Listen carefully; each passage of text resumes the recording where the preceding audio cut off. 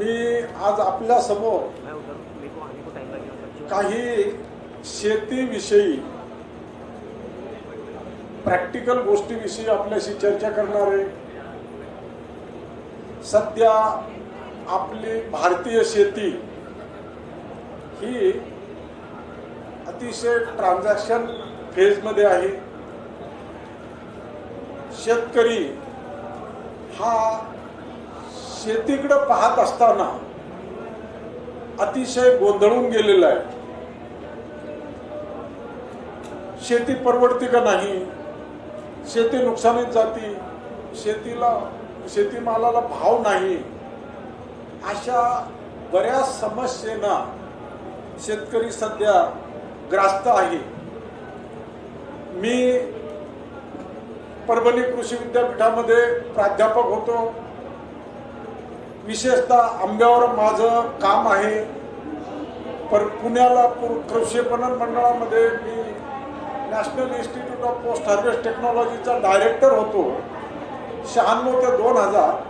आणि त्या काळामध्ये आम्ही भारतातून आंबा निर्यातीच्या समुद्रमार्गे आंबा निर्यातीच्या ट्रायल 4 वर्षे घेतल्या। 2000 साली निर्यातीचं तंत्रज्ञान यशस्वी झालं। आपल्याला 35 दिवसपर्यंत आंबा समुद्रमार्गे पाठवायचं तंत्रज्ञान यशस्वी झालं। म्हणजे काय झालं, विमानानं आंबा आपला पहिल्यापासून जात होता लंडनला, परंतु समुद्रमार्गे आंबा शक्यच नव्हतं पाठवणं, कारण समुद्रमार्गे 35 दिवस लागायचे। आंबा आपल्याकडून काढायला सुरुवात केली की लंडनला पोहोचायला, ग्राहकाच्या हातात पोहोचायला 35 दिवस लागायचे।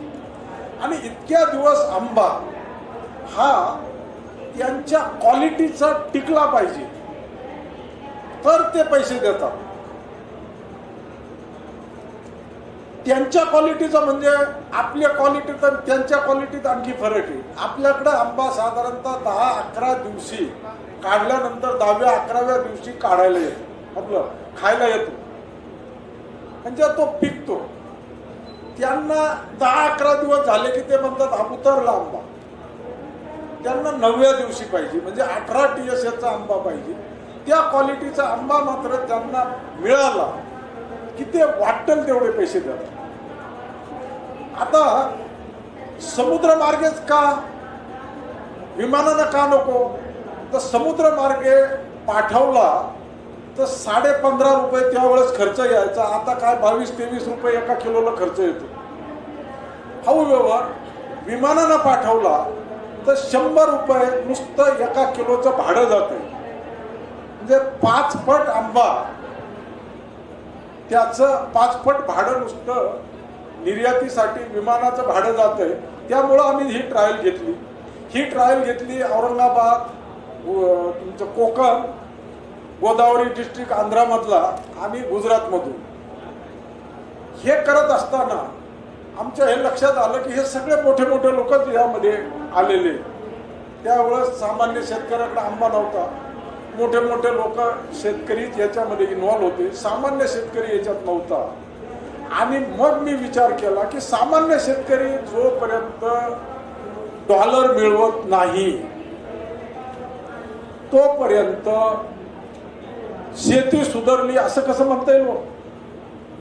निर्यात होती, निर्यातीच्या आपण पेपरला वाचतो, ॲग्रोवन सारख्या दैनिकामध्ये वाचतो, अशी निर्यात झाली, तितकी निर्यात झाली। यातले डॉलर हे शेतकऱ्याला कुठं भेटले? आणि डॉलर शेतकरी अजूनही डॉलर म्हटलं की 5 रुपयाचं नाणंच समजतो। या शेतकऱ्यांनी डॉलर कधी पाहिजे?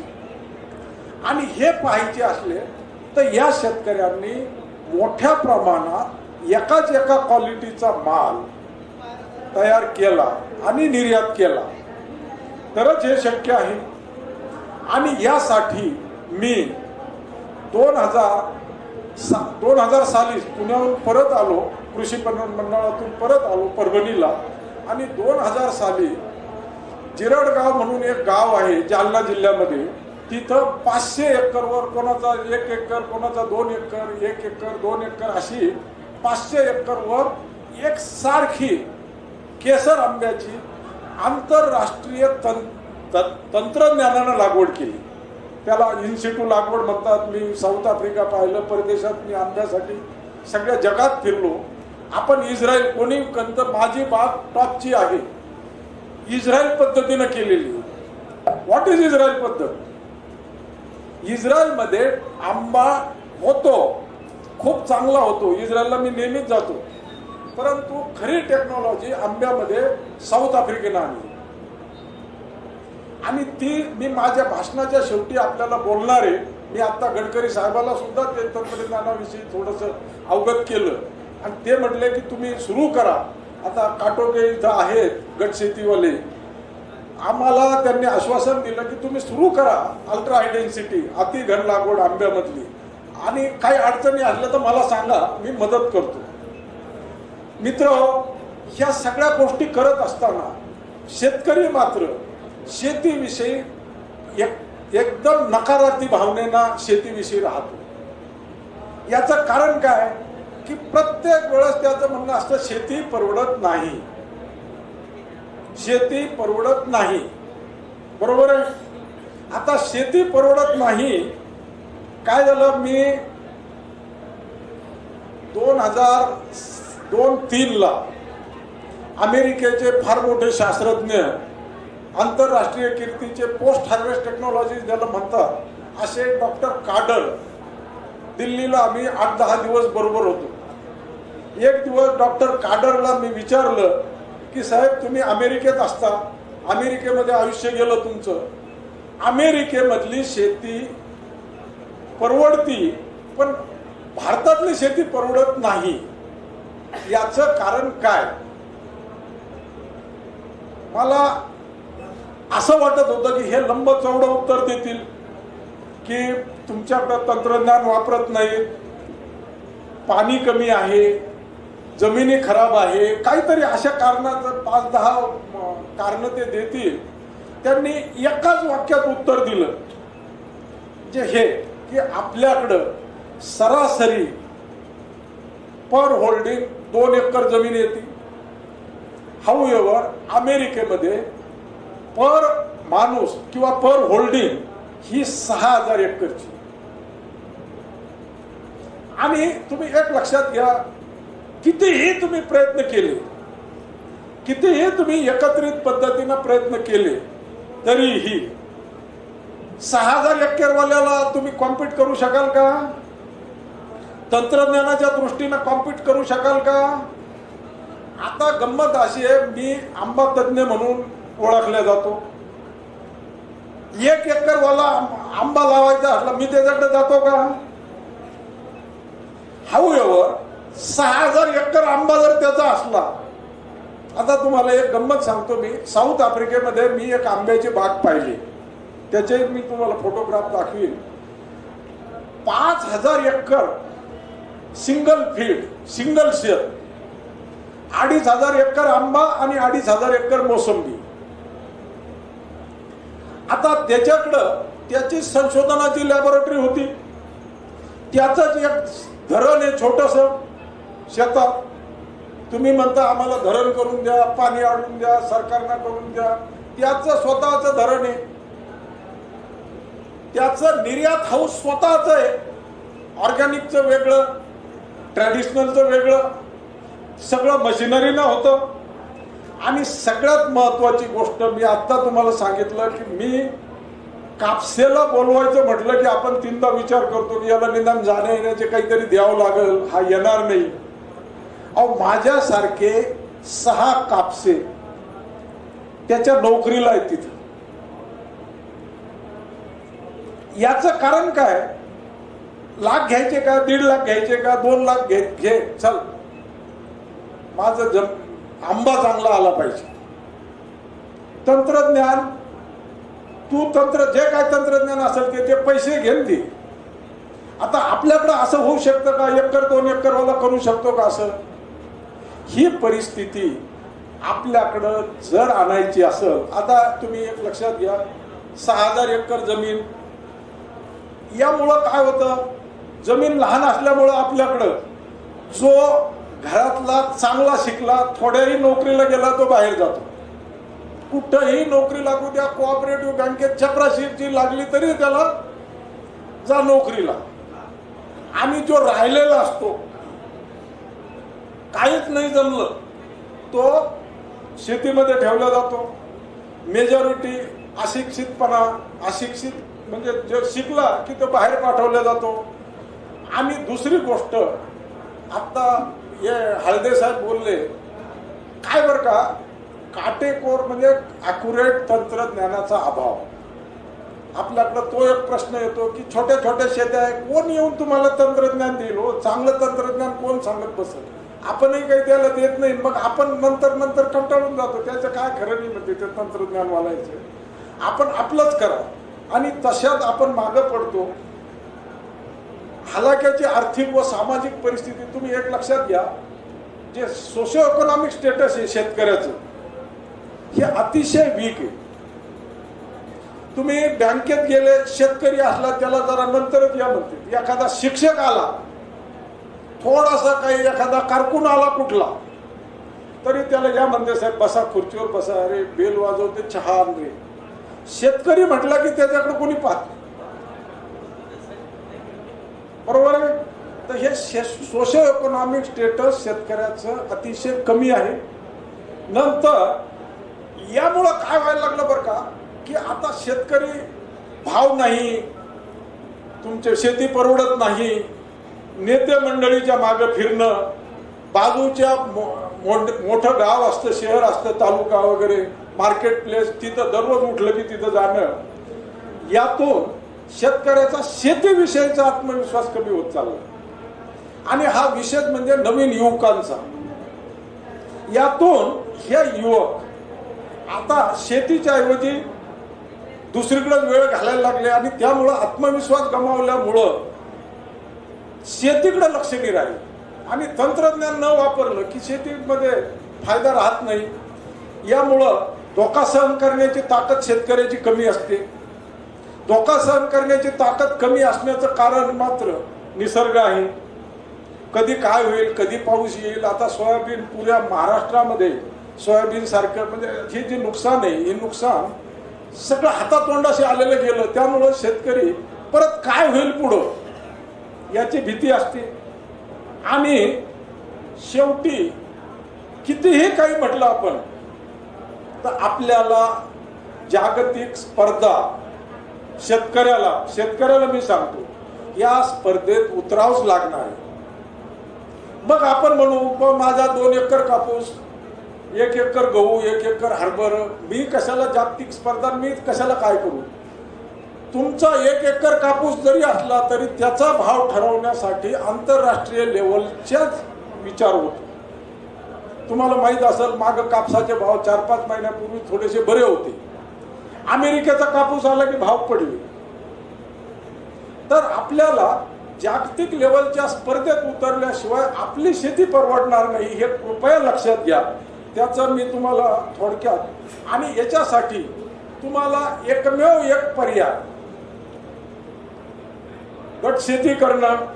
दादाजी आता आले तिथं, ते आमच्या गट शेतीला आलेले. आम्ही जालना जिल्ह्यामध्ये गट शेती करतोय. आता तुम्हाला एक सांगतो मी, आम्ही जी गट शेती करतोय म्हणजे मी कृपया एक लक्षात घ्या, माझा नंतर ज्याला आवडलं त्यांना नंबर घ्या. प्रत्यक्ष गोष्टी घडत असतील तर बोलायचं नसतं, उगा गप्पा मारण्यात काही अर्थ नाही. आणि माझा नंबर घेतल्यानंतर तुम्ही आमचं पहा तुम्ही करा. म्हणजे प्रत्यक्ष आपल्यासारख्या शेतकऱ्यांनी केलेलं पहा आणि मग तुम्ही या. आम्ही हे 86-87 ला मी गट शेती सुरू केलेली आहे. सध्या 3 जिल्ह्यामध्ये गट शेती आहे, 29 गावं त्यामध्ये आहे. विदर्भातले 2-3 गावं आहेत, बुलढाणा जिल्ह्यातले. गट शेतीमध्ये छोटे छोटे शेतकरी, हे बघा तुम्हाला एक सांगतो, छोटे छोटे शेतकरी हा मुद्दा मी इथं का वापरला. आपण काय म्हणतो, सरकार आमचं शोषण करतं, व्यापारी आमचे शोषण करतात, नोकरदार मंडळी आमचं शोषण करते.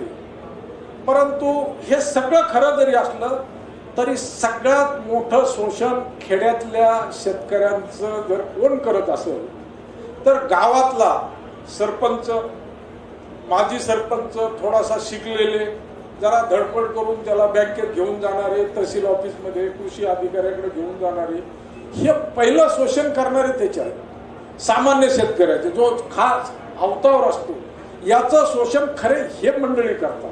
हे कृपया तुम्ही विसरू नका. तुमच्या गावातलेच जी लिडिंगची मंडळी ही तुमचं शोषण पहिलं करतात आणि मग बाकीचे तर शोषण करायला जग बसले तुमचे. त्याच्यामध्ये काही अडचण नाही. सामूहिकपणे आणि मग आम्ही काय करतो, छोटे शेतकरी मी आमच्या गटात तुम्ही आले ना, गावातले छोटे छोटे शेतकरी एकत्र आणलेले आहेत आणि त्यांनीच आपलं पूर्ण तंत्रज्ञान वापरायचं. आम्ही त्यांच्या मागं असतो आणि ह्या तंत्रज्ञानातून प्रोडक्टिव्हिटी वाढवायची. आता मी वेळ आज फारच थोडा आहे, त्यामुळं मी थोडंसं हरिडली जातो. आता आत्महत्या होतात, शेतकरी आत्महत्या करतो आणि त्यात मुख्यतः कापसावाल्या शेतकऱ्यांच्या आत्महत्या जास्त होतात. कारण कापसामध्ये धोके, सगळ्यात जास्त धोके कापसामध्ये. आता याच्यामध्ये काय होतात, मी एक तुम्हाला उदाहरण देतो. विदर्भ, मराठवाडा, खानदेशमध्ये कापूस सर्वशाम कापूस आहे. एखादा शेतकरी असतो खेड्यातला, 5 एकर जमीन आहे त्याची. 5 एकर जमीन असली म्हणजे त्याचा 3 एकर कापूस असतो म्हणजे असतोच, बरोबर आहे. 3 एकर कापूस असला तर तो प्लॅनिंग करतो की या वर्षी आपला गावातल्या त्या फलाण्याना 15 क्विंटल कापूस एकरी घेतला, आपला 6-7 क्विंटलच येतो, या वर्षी आपणही तितका कापूस घ्यायचा. आणि सर्व पणाला लावतो, खर्च करतो, मेहनत करतो, वेळेवर लागवड करतो, सगळं करतो. कापूस चांगला दिसत चालतो. आणखी तो लागवड म्हणजे त्याच्यात खतं औषधी वाढवत जातो आणि त्याचं या 3 एकर मधून अपेक्षा असती की खर्च एकरी 20,000 रुपये होतो आणि त्याची अपेक्षा असती की आपल्याला 15 क्विंटल एकरी कापूस आला पाहिजे. आता त्याच्यात हिशोब धरला, एकूण अपेक्षित उत्पन्न त्याचं 15 क्विंटल म्हणजे 45 क्विंटल एकूण होतं. ते 4,000 रुपयांना 1,80,000 उत्पन्न होतं. खर्च त्याचा 60,000 रुपये 3 एकरचा व्याजासह तो 90,000 पर्यंत जातो. 90,000 रुपयातून त्यांना 90,000 रुपये प्रॉफिट राहतो. म्हणजे हा खर्च 90,000 रुपये गेला 1,80,000 मधला. आता थोड्याशा किमती बदलल्या, परंतु त्याला 90-95,000 रुपये निव्वळ नफा राहतो. आणि हा निव्वळ नफा त्याला अपेक्षित असतो, त्या एक बऱ्यापैकी नफा असतो. ह्या अपेक्षेनं तो सगळं बरोबर करतो आणि अशा याच्यामध्ये काहीतरी नैसर्गिक आपत्ती येते, त्यामध्ये तो विचार करतो की असा कापूस यायला पाहिजे. तो आमच्या गट शेतीमध्ये ह्या कापसाचं उत्पन्न एकरी 31 क्विंटल आलेले आहे. ह्या कापसाची अपेक्षा करतो, खुश असतात सगळे, कापूस चांगला दिसतो आणि अचानक ड्रॉट येतो, ताण पडतो, काहीतरी अडचण येते आणि त्याचा कापूस बनतो असा. आता हा कापूस आणि पहिला कापूस याच्यामध्ये एक 4-5 किलोमीटरच्या अंतरावरचे 2 फोटो, एकाच वेळेचे 2 फोटो येते. आता असा कापूस आला की तुम्ही विचार करा, याला निदान 1 क्विंटल तरी कापूस होईल का एकरी? अशा परिस्थितीमध्ये असा कापूस त्याचा झालेला दिसला की पहिला त्याचा दोस्त येतो, त्यानं याला पैसे दिलेले असते 5-10 हजार रुपये. माझे पैसे काढ म्हणतो काही. सावकार असला तो म्हणतो माझे पैसे काढ, कारण अशा कापसातून तो पैसे काहीच देऊ शकत नाही. अशा वेळेस परिस्थिती अशी येते की सावकार, बँका सगळे मागे लागतात आणि हे मागे लागत असताना शेवटी मित्र नातेवाईक घरी येतात. घरी त्याच्या मिसेसला बोलतात, याला अक्कल नव्हती का?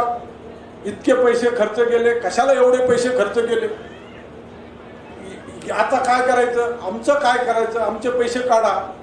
मग ते मिसेस नवऱ्याला टोकते आणि सगळ्यात शेवटी येतं नवीन टीनेजर जे मुलं असतात 10वी 12वी मध्ये त्यांची मुलं मुली ते म्हणतात आमच्या बापाला काहीच समजत नाही.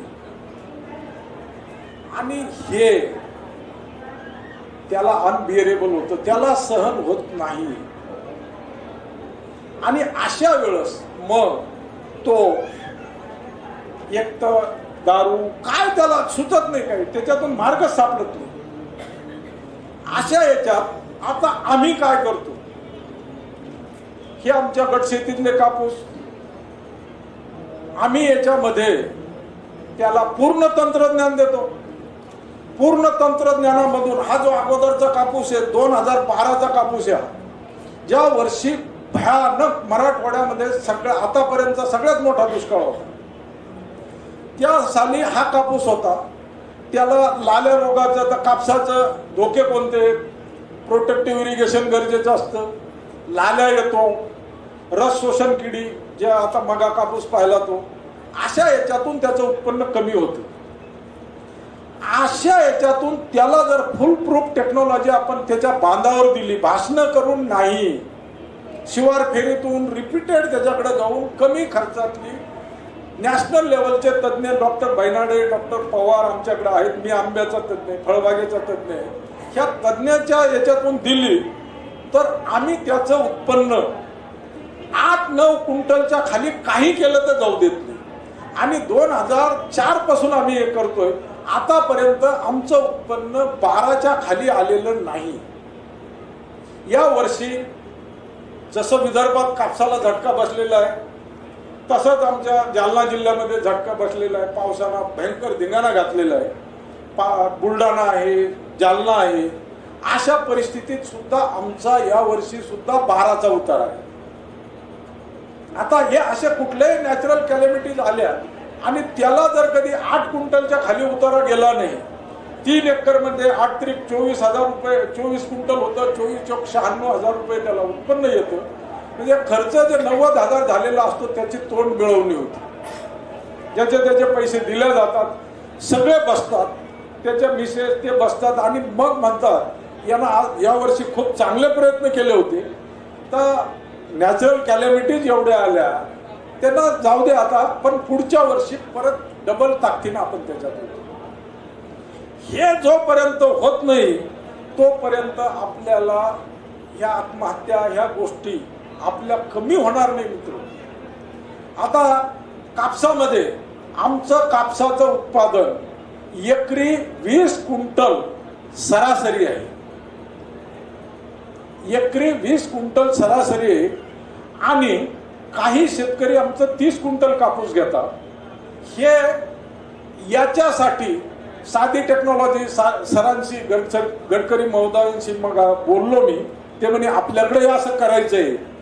हे बघा, अतिघन लागवड 1/4 किंवा पाऊण बाय 3.5 फुटावर कोरडवाहू असली तर पाऊण फूट बाय 3.5 फुटावर लागवड